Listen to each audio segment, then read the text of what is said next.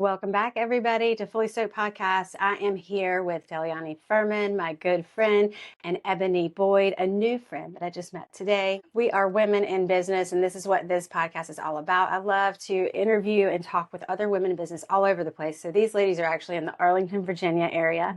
I just met Ebony this morning. I've known Deliane for a while. They're both in real estate, and we are at this fabulous office, universal title. They've allowed us to use this podcasting space and studio. It's beautiful here. Everybody's so warm in Virginia. I love it. Yeah. So we had a meeting today with several women. We had about 6 women, I believe, and we had a guest speaker. Her name was Allison. How do you say her last name? Toledo. All right. Toledo. Toledo. Yes, she owns 5 businesses. Yeah. I can't wait to maybe have her on the show. Yes. And she is a wealth of information. But these ladies are going to tell us a little bit about the real estate market here in Virginia, here right outside of the Washington, D.C. area. This whole metro area is considered D.C., I guess, right? It's DMV. DMV, yeah. DMV. Mhm. All right. DC, Maryland, and Virginia. Virginia. Yeah. Okay. It is beautiful. I can't believe how many people are here. Mm-hmm. At our office? Well, just like in this yeah. city, and we're Yeah, not even in city, it yeah. yet. It is packed. Yeah, absolutely. Yeah. I wonder what the population. I think I actually believe Arlington is the #1 wealthiest city in the world. So, Really? yeah. I So believe it. you'll see a lot of people running, walking their dogs with their families and everything. It's a beautiful city. Very It's like a beautiful good place city. to move. Yeah, so we're about Yes. 20 minutes from DC. Yes. Okay, that's nice. DC's is different. Yeah. It's different out there. So we were just kind of talking a little bit earlier, and I had some questions for them, and they kind of had some questions. I'm a lender. They're realtors, so we work in tandem. But ultimately, we came together this morning because we are women in business, and we're just trying to improve our entrepreneurial journey, right? And just refine our skills. And some of the things we were talking about a few minutes ago were, Deliane, you asked me what are some unique products that I offer with Coast to Coast mortgage lending. And we offer pretty much anything there is. But once you leave the world, this is why I said, let's go ahead and start recording, right? Once you leave the world of your, QM or A-paper loans, like conventional loans, VA lending, FHA, USDA, you enter into sort of this non-QM world and non-qualified mortgage world. What that means is you can do bank statement loans. So we're not looking at buyers' tax returns and the income, what they've reported to Uncle Sam, but instead we're looking at their bank deposits that may be considered income. You don't get 100% of that, though. Best case scenario, you'll get 75%, and that's with a CPA letter. So it's a little more complex. Okay. There's a lot of overlays, and it really depends on the lender that I use. So I have I think we're up to like 275 lenders at this point. So I have plenty that I can look at and talk with, but each lender has their own overlays. So when you have like conventional, FHA, VA, and USDA, those are all, they have guidelines that are universal. Mm-hmm. So any lender has to adhere to the guidelines of FHA or USDA or conventional or VA. On top of that, they may have a couple of things, WM say, or AD Mortgage, they may have a couple of extra layers on top of the conventional that they like to see or they like to have. But for the most part, they're pretty much the same no matter what lender I go to. But when we go into that non-QM world, it's so different. I could talk to one lender about the very same borrower situation or buyer situation. The interest rate might be 8%, and they might need 25% down, and they might only get 50% income from those bank statement deposits. And I can talk to another one, be completely different. 10.1% down, probably close to 8%. And so it just depends. It really depends. But we do have a software system where I can input the borrower's information, and it will sort of filter out and give me the top options. So when you say what type of products do we have everything. And we do HELOCs and HE loans, which is kind of like a home equity loan. So it's a certain number of set payments, and then when you're done, you're done. Whereas a HELOC, home equity line of credit, is a line of credit. It's like a credit card. So you can spend $20,000, you can pay off $20,000 and keep it open, and then spend $10,000 and then pay off $10,000. So we do all of that. So, and I know you have a lot of veterans and active duty military in this area. So VA loans are a really good option. They are probably the best loan out there, hands down. You can go with 0% down. Interest rates are phenomenal. Usually like a point lower, maybe not a point, but half a point to a point, depending on the lender and the situation. So absolutely use that VA loan anytime you can. You can use it on new construction. I know you do a lot of new construction. You can use it on a resale, or buying a home. You can refinance. Yeah, so there's a lot of possibilities with VA loans. And really, the credit score is the biggest thing with VA loans. So if someone has a credit score below like that 620, they can still get a VA loan pretty easily. Yeah, pretty easily. So Sarah, I have a question for you about. Get the mic closer to it. I need to get 3 mics. Yeah. I have a question for you. I forgot. That's okay because I You can could edit. probably yeah, I can edit. It'll edit Okay. for me. This AI will edit for me. It'll take it out. So I have a question for you guys. So we were talking earlier about if someone starts doing real estate, gets licensed as a real estate, is it broker here or real Yes. estate agent? Okay, Yeah, so you go straight into being agents. Yes. Okay, in Virginia, and they're just starting off. Let's say they're younger, maybe in their 20s, so they don't have a ton of life experience. I'm not talking about someone who's had a career, as maybe a military full long career, and then they want to get licensed. Well, they actually could probably translate both situations. Yeah. So what should they do? Like bottom line foundational steps. What do you recommend they should do to get educated?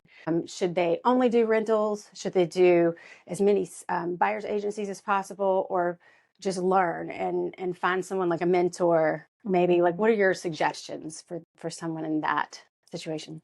So Ebony and I, we're part of a team, City Smart Living. We are part of the Keller Williams Metro Center. And I think when you start, if you come into a team, it's amazing because you have all the support from your team. So I think that's a great idea when you start off. Yeah. So a Yeah. team. Okay. Yeah. You're both on the same team? Yeah, we're in the same team. Yes. I would speak to that as well as maybe if you want to explore the options of being a solo agent as well.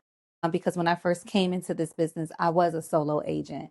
Being on a team allows you, as Deliane said, allows you to get connected to people that already have 9 times out of 10 way more experience than, obviously yourself because you're new, but also resources. It builds momentum. So even if you're not selling, even if you're not helping a buyer or a seller or a renter, you still create that, you have that momentum, to building your business because your team, they're agents, they're out there in the field, they're probably closing deals left or right. So that gets you excited. That builds the motivation that you're looking for and that you actually need in your business. Because when you're not driving business, and when you're not, making sales or making money, it can feel like lonely, and isolate. It could create isolation, right? And so when you're on a team, you're able to celebrate other people's, achievements, and so that creates inspiration and momentum. Like I said, you have access to resources and. You go to the team meetings and all the things. So it's a lot of pros to being on a team when you first come into this business. But if you decide like, hey, cost wise, because it does come with a price. That is a price. Yes. Sources for free. You can't have it for free. So if you say cost wise, like I just don't have that money to front right now, and you want to ride the pathway of being a solo agent, that's okay too. Yeah. Like I said, when I first came in this business, I got my license almost 2 years ago. As an agent, you must join a brokerage in order for you to be able to help, buyers and sellers. So you have to join. So there's already perks to that because you're joining a brokerage that already have tons of other agents. Not everyone is on a team. So you may partner with or meet another agent that's a solo agent, and you guys can, build that relationship and, be able to support each other in that way. But I think the most important thing is to just get in the office, get around people, soak up as much information and knowledge as you can. Even if you're not actively helping someone buy or sell at that moment, just get in the office, be in the environment and just soak up, be okay with your first year of just learning the business. Right. Because to your question or to your point earlier, you were saying, maybe someone that has a career, that's one thing. And then they're transforming, not transforming, but they're transitioning into real estate. Truthfully speaking, I really feel like whether you have a career prior to getting your license or not, real estate is a whole nother ball game. That's true. It's a different ball game, so it's different language, it's different, numbers, it's different people, it's people that's trusting you with the largest asset of their life. So I don't really, it's emotional too. and it's emotional. So emotional. So some skills can transition into this business, but like it's really a whole different ball game, and it's just important to stay in the environment and just soak up as much as you can. Yeah. And the business will come to you. Yes. Truthfully speaking, put yourself out there, true, but like the business will come to you if we're intentional. That's our word for it. Ah, Right? yes, that is our word Intentional today, stuff. to be intentional. Yeah. So another thing that I was thinking is try to get to be a part of a group. So we have a women's networking group that we just met earlier today. It's fresh and new, but you're welcome to come, especially if you're a woman in this area, in the Arlington, DC area. And it's today we had a learning session.